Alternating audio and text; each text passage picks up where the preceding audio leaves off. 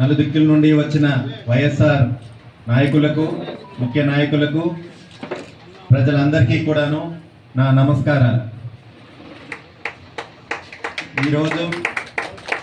ఈరోజు ఉదయం నుండి నా పరిచయ కార్యక్రమం రేగిడి మండలంలో కుమిరి గ్రామంతో మొదలైంది. అందరు నాయకులు ఇర్రెస్పెక్టివ్ ఆఫ్ ఏజ్ నాతో పాటు సహకరించారు. చిన్నవాళ్ళ నుండి పెద్దవాళ్ళ వరకును చాలా ఉత్సాహంగా నాతో పాటు వెంటుండి ప్రతి గడపని, ప్రతి వీధిని, ప్రతి నాయకుల్ని, ప్రతి కార్యకర్తని నాకు పరిచయం చేస్తూ నన్ను దగ్గరుండి ముందుకు నడిపిస్తున్నారు.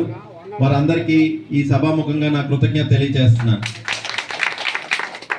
అలానే రానున్న రోజుల్లో ఇంకొక 4-5 రోజుల్లో నా పరిచయ కార్యక్రమం పూర్తి కానుంది.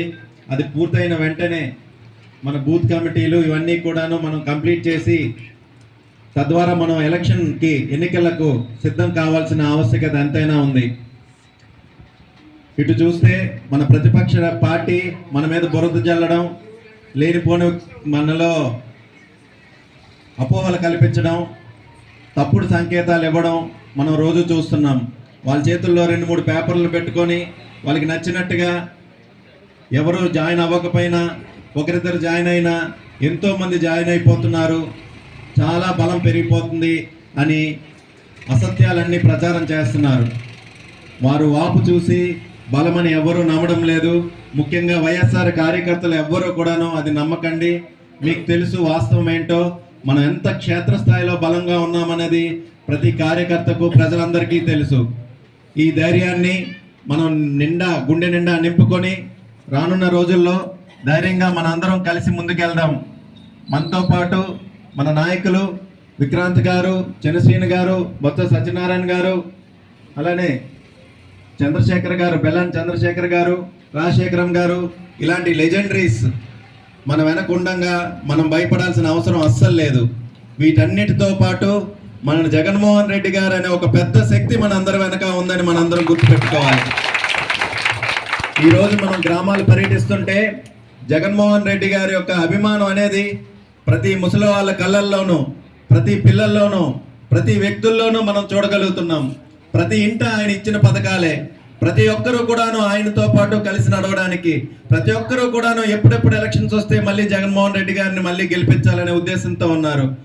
ఇంతకుముందు ఎవ్వరూ కూడా పట్టించుకోలేనట్టుగా ఉన్న ప్రతి ఒక్క ఇల్లుని కూడాను, ప్రతి ఒక్క కుటుంబాన్ని, ప్రతి ఒక్క వ్యక్తిని, అందరినీ కూడాను కలుపుకుంటూ ఈరోజు అందరి అభివృద్ధి ధ్యేయంగా జగన్మోహన్ రెడ్డి గారి పరిపాలన కొనసాగిస్తుంది అనడంలో మీకు ఎటువంటి అన్యమానం లేదు.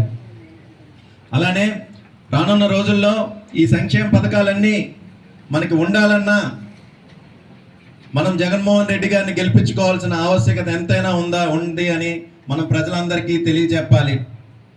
కళ్ళబొల్లి మాటలు చెప్తూ డబ్బు రూపంలో విస్తారంగా డబ్బు జల్లితే పనులు అయిపోతాయి, ఓట్లు పడిపోతాయి అని తిరుగుతున్న నాయకులకి మన ఓటు అనే ఒక శక్తితో మనం బుద్ధి చెప్పాల్సిన అవసరం ఎంతైనా ఉంది.